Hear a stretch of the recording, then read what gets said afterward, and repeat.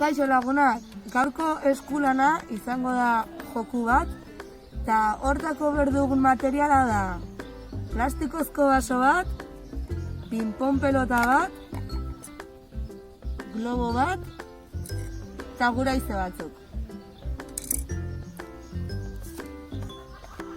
Lehenengo pausua izango da, hartuko dugu basua, eta moztuko dugu basuan azpiko zatia.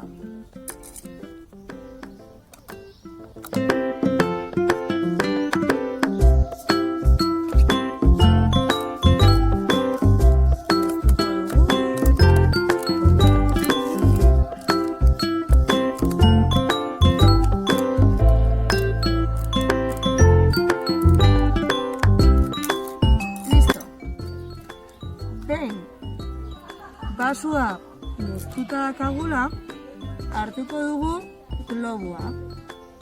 Orduan, globua ingo dugu korapilloa. Ez dugu puztuko, ingo dugu korapilloa puztuko bagenun bezala. Iten dugu korapilloa.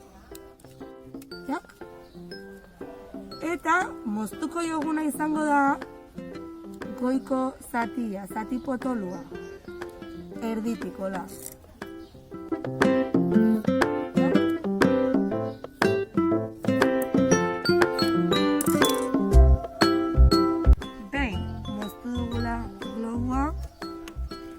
Jarriko dugu basuan zati potoluan ianola, eta utziko dugu zati txikia aire.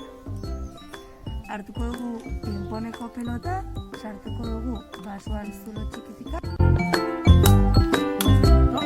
Erranka bat lagunak, aber zeinek hartzen duen 10 aldiz baino gehiago pelota basuan.